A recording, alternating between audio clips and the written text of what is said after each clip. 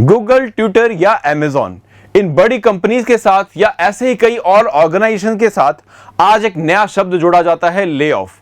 Lay off होता क्या है और अगर किसी वर्कर के साथ ये किया गया है किसी ऑर्गेनाइजेशन में तो क्या उसके अधिकार हैं, ये सब आज हम बात करेंगे सक्सेस ट्री की इस प्राइम एंड फ्री सीरीज में जिसका नाम है की concepts in industrialisation labour law. Now इस सीरीज में आज हमारा एक जो टॉपिक कंटिन्यूटी में चल रहा है, अब उसी पे हम आज भी बात करने वाले हैं, that is industrial dispute act 1947। UPSC EPFO की तैयारी के लिए ये टॉपिक बहुत इंपॉर्टेंट है, तो चाहे आप ईओ एओ के एग्जाम की तैयारी कर रहे हो या एपीएफसी के लिए, आज के इसकी कॉन्सेप्ट सीरीज में हम जो टॉपिक लेने वाले बहुत ज्यादा इंपॉर्टेंट टॉपिक्स रहेंगे, जिसमें हम बात करने वाले हैं डिसमिसल ऑफ वर्कर, मतलब कई तरह का टर्मिनेशन ऑफ सर्विस के कई कॉन्सेप्ट्स हैं। टर्मिनेशन ऑफ सर्विस में कई सारे एस्पेक्ट आते हैं, जिसमें डिसमिसल है, डिसमिसल के साथ साथ डिस्चार्ज है, रिट्रेंचमेंट है और एक बड़ा पॉपुलर वर्ड जैसे मैंने बोला, ले ऑफ। तो आज हम जानेंगे ये इन चारों शब्दों में फर्क क्या है और एग्जाम में किस तरह से आपको ये पूछे जा सकते हैं, और अगर इनमें से कुछ आपके साथ किया जा रहा है या मतलब किसी कामगार या वर्कर के साथ ऐसा कुछ होता है तो उसके क्या अधिकार रहते हैं, उसे किस तरह का कंपनसेशन मिल सकता है। तो सबसे पहले बात करते हैं हम डिस्चार्ज और डिसमिसल की। नाउ इससे पहले जो हमारी इस सीरीज में वीडियो रही उसमें हमने इंडस्ट्रियल डिस्प्यूट एक्ट 1947 में ये बात की थी कि कोई भी इंडस्ट्रियल डिस्प्यूट जिसमें कि एम्प्लॉइज या एम्प्लॉयर अफेक्टेड है वो इंडस्ट्रियल डिस्प्यूट माना जाएगा इस एक्ट के अकॉर्डिंग। नाउ इसमें बात ये आ गई कि ग्रुप का कंसर्न अगर है तो वो तो इंडस्ट्रियल डिस्प्यूट है, मतलब बहुत सारे एम्प्लॉइज जो है वो किसी एक बात से उनको नाराजगी है, खफा है, किसी तरह का नुकसान हुआ है या कोई कंपनसेशन वेजेस का लॉस हुआ है तो डेफिनेटली वो एकजुट हो जाएंगे। लेकिन कई बार मौका ऐसा भी होता है कि सब एक साथ सबका ग्रीवांस एक जैसा नहीं होता या किसी इंडिविजुअल का भी कोई ग्रीवांस हो सकता है, तो इंडस्ट्रियल डिस्प्यूट एक्ट उसे भी कवर अप करता है कि अगर सिर्फ एक एम्प्लॉय को भी किसी बात की तकलीफ है या उसका कोई डिस्प्यूट है तो वो भी इंडस्ट्रियल डिस्प्यूट की डेफिनेशन में कवर अप किया जाता है अंडर दिस एक्ट। एंड इनमें खासकर ये चार चीजें कवर अप होती हैं, चार डेफिनेशन, जैसे which we referred as termination of service, जैसे मैंने आपको बात किया डिसमिसल, डिस्चार्ज की, और ऐसे ही ले ऑफ और रिट्रेंचमेंट की। सो आज हम इन इंडिविजुअल डिस्प्यूट की बात करेंगे जिसको इंडस्ट्रियल डिस्प्यूट की कैटेगरी में रखा जाता है as per this act. Now ये तो बात थी हमने जो कल किया था, तो इसमें सबसे पहला कॉन्सेप्ट है डिसमिसल और डिस्चार्ज। नाउ जब बात आती है डिसमिसल और डिस्चार्ज की तो एक फिल्म का एक सीन मुझे याद आता है, ये फिल्म थी दीवार, शायद आपने देखी हो, एक बहुत बेहतरीन काम है अमिताभ बच्चन का इसमें। इस मूवी का ये सीन जो आप अगर रिकॉल कर सके तो मुझे चैट बॉक्स में जरूर बता दीजिएगा। नाउ इस मूवी में आपने देखा कि एक सीन आता है, एक डायलॉग बहुत पॉपुलर हुआ जिसमें अमिताभ बच्चन बोलते हैं, ये चाबी अपनी जेब में रख ले पीटर, ये ताला अब मैं तेरी जेब से ये चाबी निकाल कर ही खोलूंगा। ठीक है, तो अब यहां पे मैं इसका रेफरेंस क्यों दे रहा हूं, बिकॉज मैं यहां पे दिखाना चाहता हूं दो तरह के एम्प्लॉयज, एक एम्प्लॉय है अमिताभ बच्चन और दूसरा वो पीटर। अगर आपने मूवी देखी हो तो पीटर क्या है, वो एक हफ्ता वसूली का काम कर रहा है इस फैक्ट्री के अंदर, जहां पे ये कुली लोग जो भी कमाते हैं उसका कुछ पोर्शन ये हफ्ता वसूली में पीटर ले लेता था। अब हुआ क्या कि अमिताभ बच्चन ने वो हफ्ता देने से मना किया और इसके वजह से दोनों में कॉन्फ्लिक्ट हुआ और लड़ाई हुई। इस लड़ाई के एंड में एम्प्लॉयर का क्या रोल रहेगा, तो अगर मैं इस स्टोरी को आगे बढ़ाऊं, बिकॉज उस स्टोरी का एंगल अलग है, मैं दूसरे एंगल में लेके जाऊं हमारे इंडस्ट्रियल डिस्प्यूट के कॉन्टेक्स्ट में, तो बात क्या हुई कि यहां पर एम्प्लॉयर देखेगा कि यार दोनों ने गलत किया, ऑफिस प्रीमाइसेस में या फैक्ट्री प्रीमाइसेस में लड़ाई करना is not only injurious to these two people but it is harmful for whole of the industry, because machinery है, बड़ी बड़ी मशीनरी है, बाकी वर्कर्स को भी नुकसान हो सकता था इसका।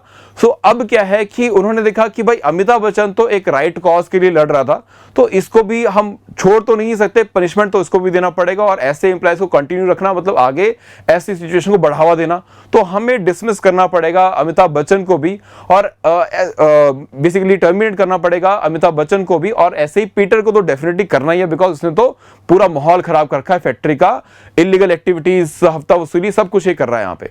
सो एम्प्लॉयर यहाँ पे डिस्टिंक्शन करेगा, दो तरह के अलग अलग तरीकों से दोनों को टर्मिनेट करेगा। Now Amitabh Bachchan because he was actually doing a good thing, highlighting a concern in the factory, so वहां पे उसको किया जाएगा डिस्चार्ज और पीटर को किया जाएगा डिसमिस। नाउ दोनों टर्म्स में फर्क क्या है, फर्क क्या है। नाउ फर्क ये है कि जब आपको डिस्चार्ज किया जाता है, आपका एम्प्लॉयर अगर आपको डिस्चार्ज करता है, तो मैं आपको अगर वर्ड टू वर्ड बताऊं तो here you have a scope of compensation. तो basically it is a disciplinary action against both the parties. But discharge में क्या होता है, आपको फिर भी अधिकार होगा, दैट इज कि आपके जो अनपेड बेनिफिट्स हैं वो आपको मिल जाएंगे फ्रॉम द कंपनी,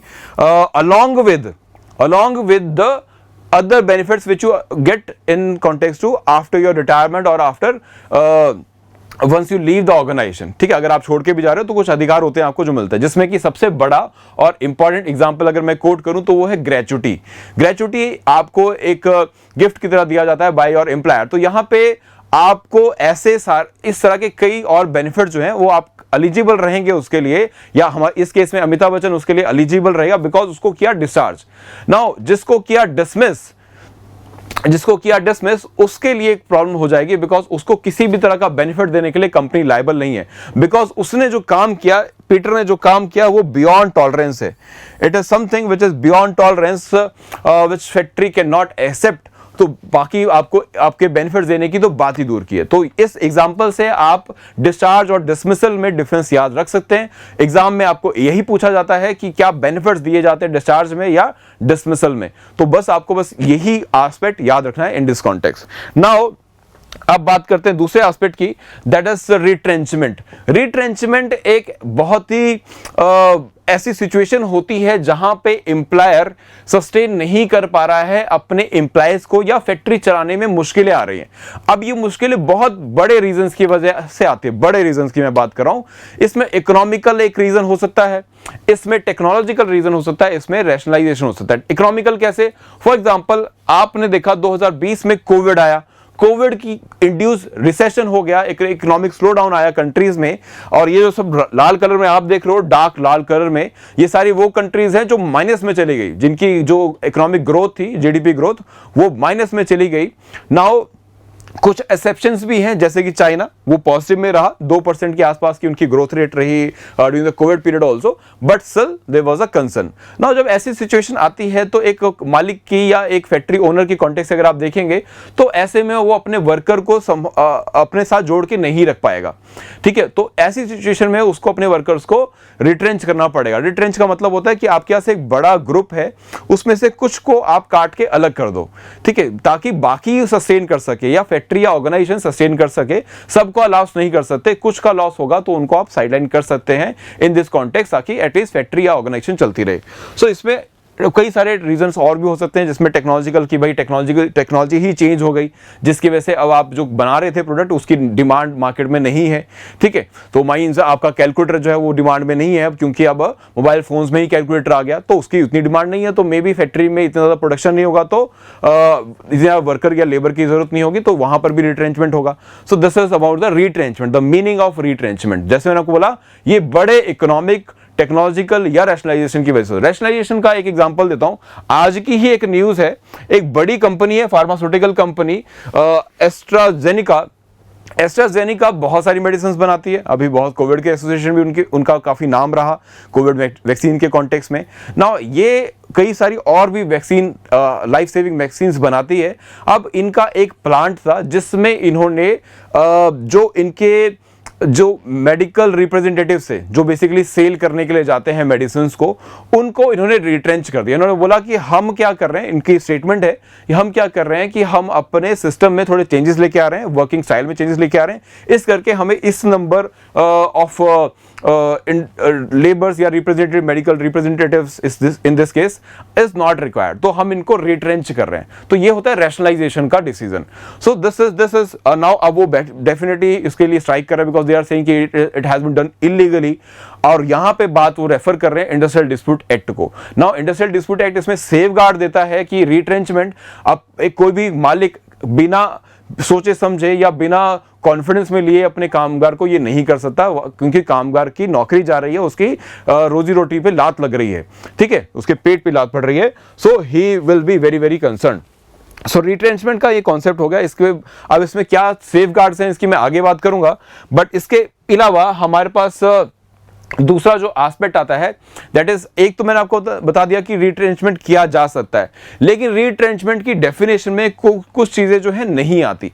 जैसे कि अगर आप वॉलंटरी रिटायरमेंट ले रहे हैं तो आपको रिट्रेंच नहीं माना जाएगा। साथ ही अगर आप किसी वजह से, आपको पनिशमेंट की वजह से आपको निकाला जा रहा है, डिसिप्लिनरी एक्शन लिया गया आपको, तो वो भी आप तब भी आप रिट्रेंचमेंट की कैटेगरी में नहीं आएंगे। क्यों रिट्रेंचमेंट की कैटेगरी या डिफाइन करना इतना इंपॉर्टेंट है और क्यों ये लिस्ट बनाई गई है? बिकॉज रिट्रेंचमेंट की केस में भी कंपनसेशन दिया जाता है, एक एडिशनल कंपनसेशन दिया जाता है। सो हम उसकी बात करेंगे, तभी हम इसको अलग कर रहे हैं बाकी सारे reason for termination of service की। तो वॉलंटरी रिटायरमेंट हो गई, आपने वॉलंटरी रिटायरमेंट ले लिया, पनिशमेंट मिल रही है आपको किसी डिसिप्लिनरी एक्शन की वजह से, जैसे कि पीटर को मिली, ऐसे ही आपकी रिटायरमेंट हुई है ऑन रीचिंग द एज, चाहे आपकी 58 ईयर्स की एज का क्राइटेरिया हो या 60 ईयर्स की एज का क्राइटेरिया हो, आपकी एज पूरी हो गई इस करके आप रिटायर किए जा रहे हैं, और या फिर आपका कॉन्ट्रैक्ट हुआ था और अब वो कॉन्ट्रैक्ट रिन्यू नहीं किया जा रहा इस करके भी आपको निकाला जा रहा है, या फिर आपकी हेल्थ जो है वो बहुत लंबे समय तक बुरी चल रही है, खराब चल रही है, you are having a ill health because of which your services can not be continued with the organisation. तो ये रीजन हो सकते हैं आपकी टर्मिनेशन सर्विस का, बट रिट्रेंचमेंट के अलावा रीजन है, ठीक है, इसमें रिट्रेंचमेंट को हम इंक्लूड नहीं कर रहे। सो ये सारे रीजन जो है ये रिट्रेंचमेंट में नहीं आते। ये भी यूपीएससी का क्वेश्चन आ जाता है, that is which of the following can be regarded as a retrenchment. तो उसमें ये सारे ऑप्शन भी आपको मिलेंगे, तो आपको पता है कि ये सारे ऑप्शन जो है रिट्रेंचमेंट में काउंट नहीं किए जाते। नाउ आगे अगली डेफिनेशन पे आता हूं मैं। सो इसके बाद मैं समअप भी करूंगा तो आपको और क्लैरिटी मिल जाएगा रिट्रेंचमेंट के रिगार्डिंग। नाउ इसमें एक और खास बात बता दूं, that is a principle of last और principle of last come and first go. ठीक है, जो लास्ट में, मतलब इसका मतलब क्या है, लास्ट कम एंड फर्स्ट गो, जो लास्ट में जिसने ज्वाइन किया तो सबसे पहले आप रिट्रेंच उसको ही करोगे। मतलब ऐसा नहीं है कि आपको कोई 20 साल से आपके साथ काम कर रहा था और अभी 2 साल से कोई काम कर रहा है तो आप 2 साल वाले को दिखोगे कि यार ये तो बड़ा अच्छा प्रोडक्टिविटी के साथ काम कर रहा है तो मैं इसको रखता हूं, वो 20 साल वाले को निकाल देता हूं। ठीक है, ऐसा आप नहीं कर सकते। आपके साथ वो 20 साल से जुड़ा है, वो आपके साथ लॉयल रहा है, तो आपको भी फेथफुल रहना पड़ेगा उसके लिए। सो इन दिस वे आपको अगर रिट्रेंच करना भी है तो आप ऐसे नए एम्प्लॉयज को रिट्रेंच करोगे, जो पुराना एम्प्लॉयज हो उसको रिट्रेंच करना इलीगल माना जाएगा इन दिस केस। तो this is where will employ the concept of last come and first go. ठीक है, याद रखना ये है रिट्रेंचमेंट के कॉन्सेप्ट में, जिसमें नया वर्कर निकाला जाएगा पहले अगर रिट्रेंचमेंट किया जा रहा है, बिकॉज नए वर्कर को नौकरी के और अपॉर्चुनिटी मिल जाएगी लेकिन पुराने के लिए शायद इतने ऑप्शंस ओपन ना हो। नाउ इसके बाद बात करते हैं नेक्स्ट और सबसे पॉपुलर टर्म की, जो कि यूज कर ली जाती है interchangeably with the retrenchment, but मैंने आपको बताया रिट्रेंचमेंट अलग है। और अब हम जानेंगे ले ऑफ का कॉन्टेक्स्ट क्या है।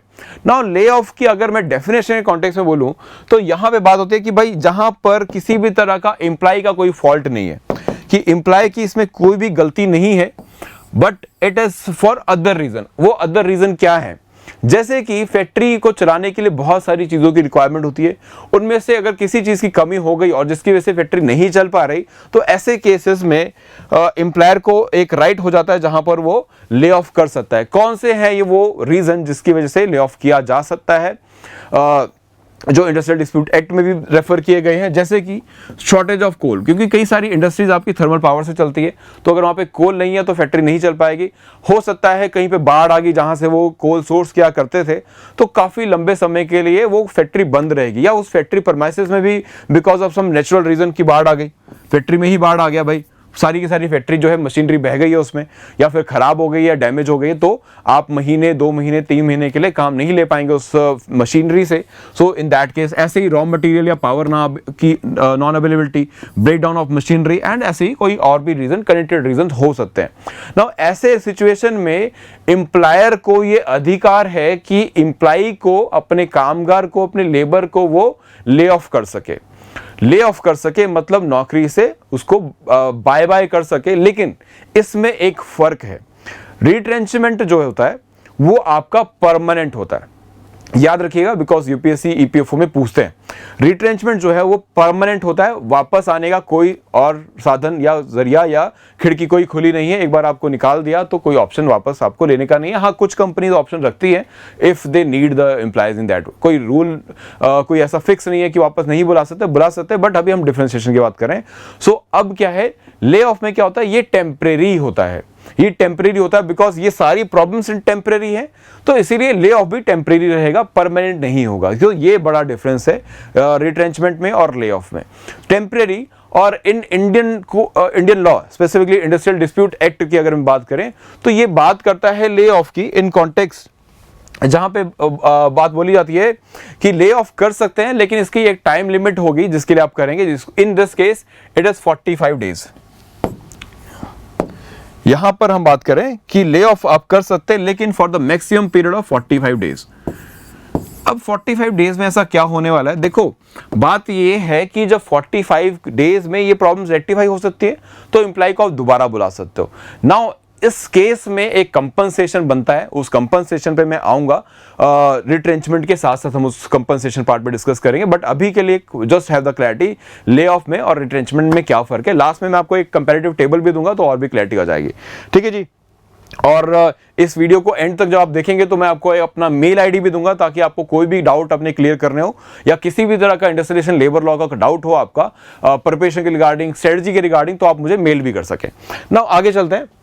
नाउ अब न्यूज आई 2000 लास्ट ईयर की बात है, जब पार्लियामेंट सेशन में था, विंटर सेशन की बात है। ये सिचुएशन हुई कि भाई कई सारे ऑपोजिशन लीडर ने पूछ लिया कि इतनी सारी कंपनीज ले ऑफ कर रही हैं, इतने सारे ऑर्गेनाइजेशन लेबर को निकाल रहे हैं, गवर्नमेंट आप कर क्या रहे हो। सेंट्रल गवर्नमेंट से क्वेश्चन किया गया तो गवर्नमेंट ने बोला देखो जो ले ऑफ कर रहे हैं वो एज पर लॉ करेंगे तो हम कुछ नहीं कर सकते, बट अगर लॉ की वायलेशन हुई तो हम इसमें इंटरवीन जरूर करेंगे और स्टेट गवर्नमेंट को भी हम लिखेंगे कि वो इसमें इंटरवीन करें, ठीक है। ये बोला आपके labour and employment minister Bhupendra Yadav ने।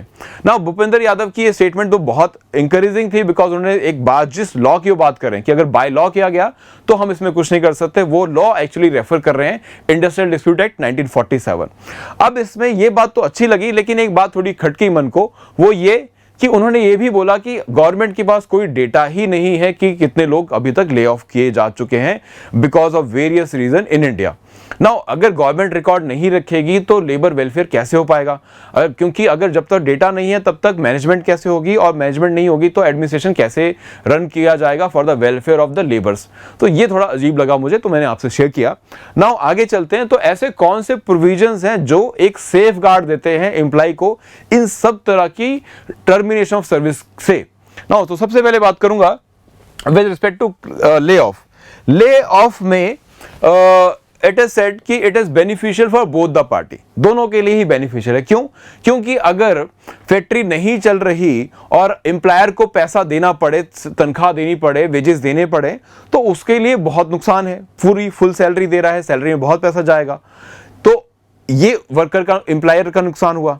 और अगर वो नौकरी से निकाल दे एम्प्लॉय को तो एम्प्लॉय का पूरा नुकसान है कि भाई अभी फैक्ट्री शायद 2 महीने के लिए, 3 महीने के लिए बंद होगी लेकिन आपने तो नौकरी से ही निकाल दिया, तो उसको एक परमानेंट लॉस हो गया। तो परमानेंट मतलब फॉर दैट टाइम पीरियड जब तक उसको निकाला गया तो उसको कुछ भी नहीं मिलेगा, कुछ भी कमाई नहीं है। तो इसका एक मिडिल पाथ होता है ले ऑफ और इससे जुड़ा कंपनसेशन। क्या करते हैं इसमें, दोनों ही पार्टी एग्री करती हैं कि एटलीस्ट 50% ऑफ द वेजेस जो है वो उनको मिल जाए। एंड ये 50% ऑफ वेजेस के कैलकुलेशन क्या होती है, जो उनका बेसिक वेजेस होंगे प्लस जो डेरेंस अलाउंस होगा, डीए जिसको बोलते हैं, ये इन दोनों का 50% जो है वो एम्प्लॉय को दिया जाएगा जब तक फैक्ट्री बंद है या जब तक के लिए ले ऑफ किया गया है। जैसे मैं बोला मैक्सिमम 45 डेज के लिए हो सकता है for one particular time period. So मतलब उन 45 दिन के लिए उसको एटलीस्ट हाफ सैलरी तो मिल ही सकती है। तो दोनों के लिए विन विन सिचुएशन हो गई। एम्प्लॉयर को पूरा पैसा नहीं गंवाना पड़ा और वर्कर की पूरी सैलरी नहीं गई, उसे नहीं गंवानी पड़ी, दोनों को हाफ का बेनिफिट तो एटलीस्ट मिला। तो एम्प्लॉयर ने हाफ बचा लिया और एम्प्लॉय ने आधा पैसा जो है वो गेन कर लिया in this situation. So it is legally allowed also. Now तो ये तो बात हो गई कि कंपनसेशन कितना ले ऑफ में दिया जा रहा है। सो ले ऑफ का जो कंपनसेशन है that can not be increase, can not be extended to 40 more than 45 days. उसके लिए अलग प्रोसेस रहता है if that need to be extended. Specifically यहां पे रिक्वायरमेंट है एम्प्लॉयर और एम्प्लॉय के एग्रीमेंट की।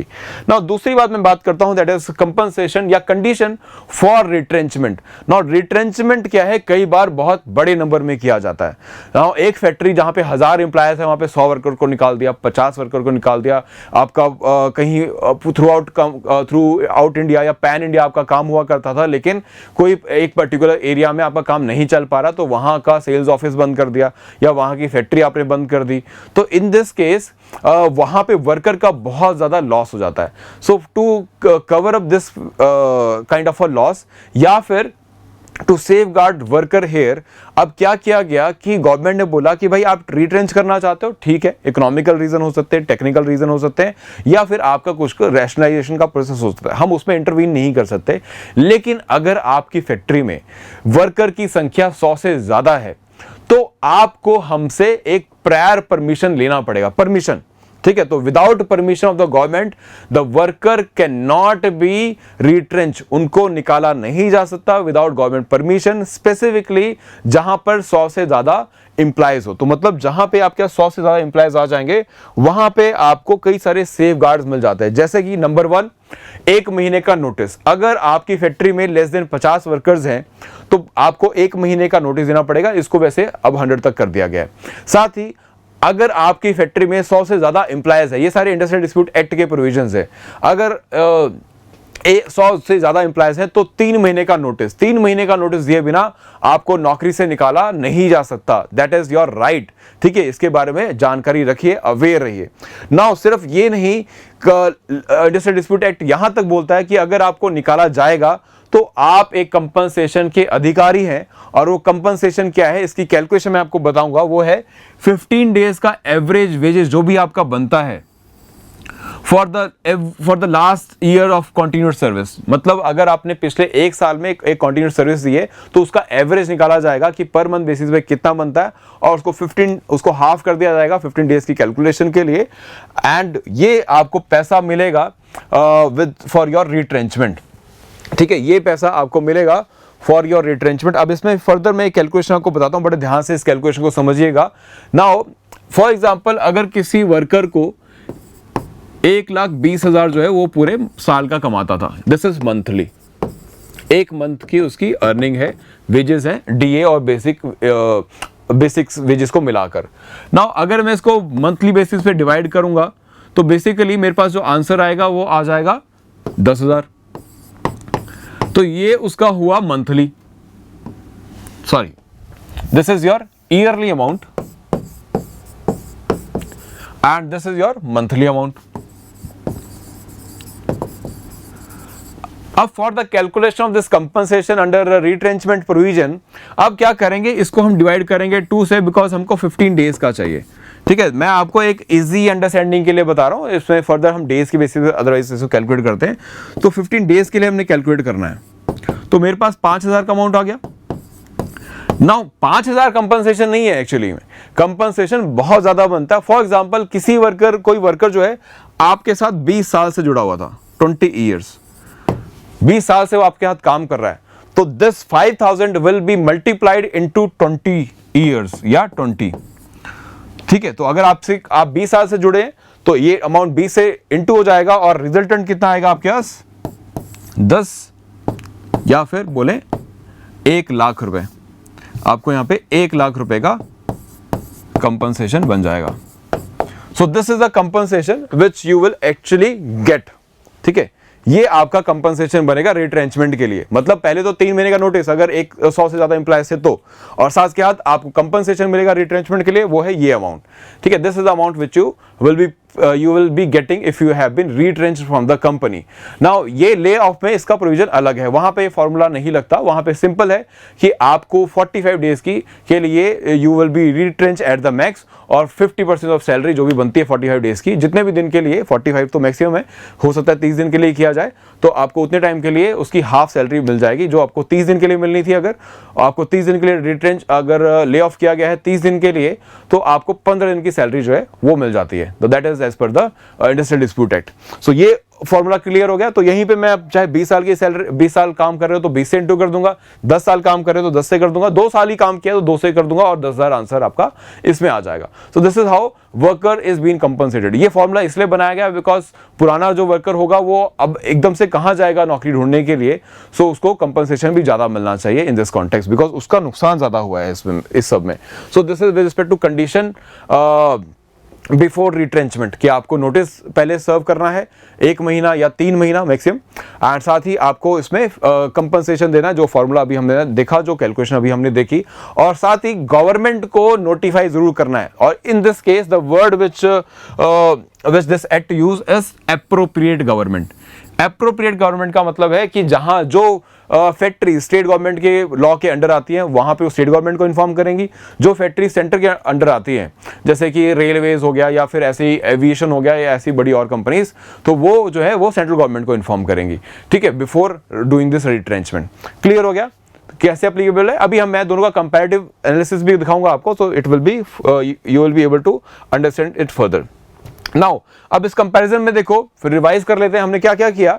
अगर आपके यहाँ ले ऑफ किया जा रहा है तो ये टेम्परेरी चीज है, लेकिन रिटेंच किया जा रहा है तो ये परमानेंट चीज है। तो मतलब क्योंकि ये ले ऑफ का प्रोविजन इसलिए है क्योंकि फैक्ट्री काम नहीं कर पा रही है for any reason, so immediately stop हो जाएगा द वर्किंग और the operation of the company. But retrenchment के केस में कंपनी काम करती रहेगी बिकॉज सिर्फ आपको निकाला है, फैक्ट्री बंद नहीं की है।